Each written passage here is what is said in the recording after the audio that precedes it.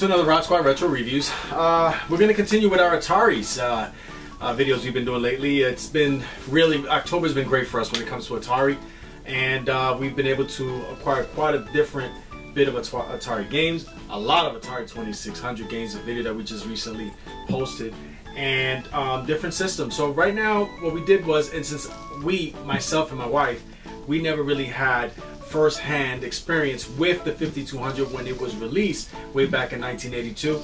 We got ourselves a 5200 and we spent a little time with it recently, and we got a few pros and cons on it. Of course, one of them is well known, but we're gonna go ahead and give it a closer look. Alright, we're gonna go ahead and give the 5200 Super System, released in 1982, a closer look, just so whoever has never had a 5200 can have an idea of what it looks like when you have it in front of you. First of all, it's huge. This system is huge. Has a little compartment right here. For some reason, this system right here, when I got it needed a little cosmetic surgery, but it has a little compartment on the back. Is one of the reasons why it's so big. And the compartment is mainly to put in the controllers, so the controls don't have to be so far away from the system itself. So this is actually the 2-port one, as you can see. It has 2 ports. This one, the first one that was released, had 4 ports, and I'll talk a little bit about that. You hear that movement in there? That's actually the little screw that I use for the RF or composite in the back of the television. So I actually have a couple of those, which is pretty cool. Anyway, that's what that sound was. Nothing is loose inside the system itself. But anyway, this is the 2-port one. First thing I could tell you real quick is they really wanted to be difficult for us on this one. The 5200 used a different size controller, so it was not backwards compatible with the Atari 2600 and later on the 7800, because they changed the the connections for the controllers, which I'm going to go back in depth in a few seconds and talk about the controller, but that kind of sucked. Right? They did it to make money. Yeah, it was all about making. You heard her in the background, and you heard Jay in the background. Alright, so we have that. This is the 2-port right here.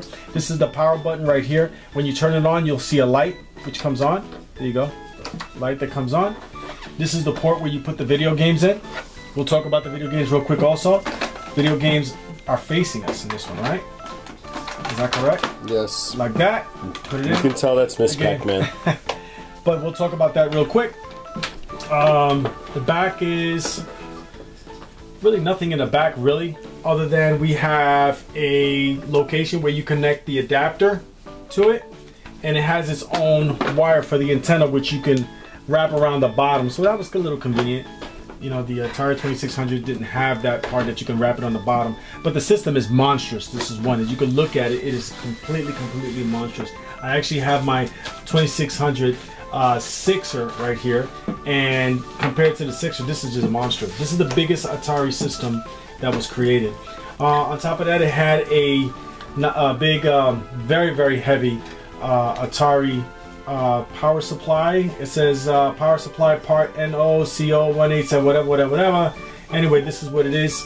I'm not good on specifics, but if you guys can see that, I don't know if you can see it, but that's where we are. Have the 2 wires, that one runs to the plug to actually plug it into the outlet, the other one into the television. It's a small plug, the regular plug, which is kind of good, so it doesn't take a lot of space when you're plugging it into the wall or to one of the connections that I have right here. Now I'm just going to talk real quick about a few of the things. One of the things that if you notice, you see the names here. The wife and I had to create,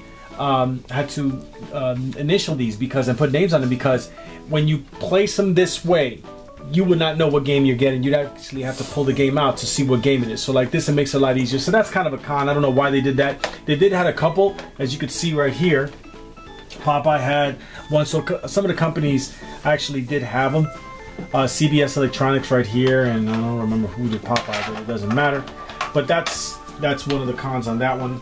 Another con, the biggest con for this system actually, is this. And it's true. I've heard many people, you got it on the frame, Jay? Mm-hmm. Many people complain about this. I've seen many reviews on it. I myself had to get it myself. One, because I definitely love Atari and I wanted to experience the Atari 5200 since I didn't have it when I was young. But I also wanted to see if it was true what they were saying about this controller. Now, I was lucky to get two, you hear in the background, I was lucky to get two working controllers. So they do work, but these controllers are really, really terrible. I believe that there are some other knockoff controllers for this system. I have to look through for them. I've heard of them, which are definitely much better than this. And but it's an analog controller. As you can see, it makes no noise. It has 4 different buttons. This right here was definitely a problem for myself and Jay and the wife, because we never could figure out what button was for what for the games. Also had all these keypads right here. I'm guessing the keypads were for specific games that you would have layouts for. Some of the games they had like little layouts that you would connect to the controller to cover these buttons right here. But I never understood that. I mean, why not just make it simple? Simple is what makes games great, to be honest. If you make it simple for someone to start playing games and just start enjoying them without all this extra stuff, it'd be great. Because I don't know what this was really for. It really, to me, it made no sense.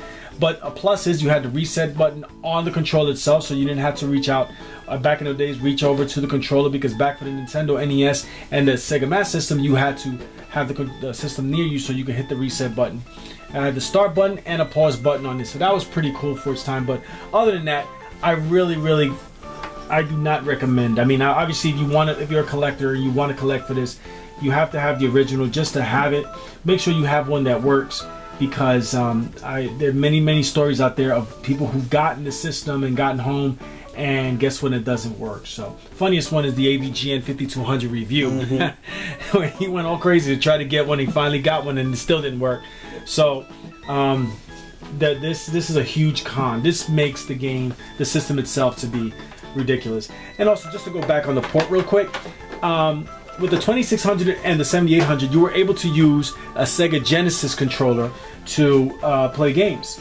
Well, you can't do that here. Imagine how awesome this would be if I could use a Sega Genesis arcade stick for this. It would be awesome and make the game so much better. So what we're going to do right now is give you guys a little video we did of a couple of games that we were trying out. But before we do that, I just want to say Atari is a system that brings back so much fun memories for me. Me and my brother had the Atari 2600. We loved the Atari 2600. We had so many games, and with friends we would trade off on games if we had extras, and we had a lot of fun when we were kids with it. The sounds, I know the graphics were, and this is not a 2600. We're going to do a revisited 2600 review, but the sounds and graphics, of course, were primitive for its time, but it's just Atari. And anytime I think of Atari, I don't think of the 5200 or the 7800 or the Jaguar for that matter. I think of the 2600, old reliable is what I call her. So, but this was the one that came out after it. We're going to show you some graphics. Some of the graphics are definitely better than the 2600 games, but this system right here just died out. Just for I mean, really, this right here would have definitely had made a big difference for the system in my feelings. So, glad that you guys enjoyed the. Hope you guys enjoyed the video, of course. We got some new artwork graphics that we're working for our channel. Maybe you guys can see that. So we have some new graphics and stuff that we're working for our channel. So we're going to go ahead and finish this up right now. For the time being, I'm very happy that we have this in the RodzSquad collection. It's an awesome system as far as I'm concerned, as long as you get over this right now. But just to be able to experience it, to me, it's a great experience. The Atari 5200 Super System, released in 1982 by Atari. The biggest downfall, this guy right here. So I hope you guys enjoyed the video. We're going to go ahead and show you some video gameplay, and watch out for our next videos. They'll be coming soon. Thanks for watching, guys.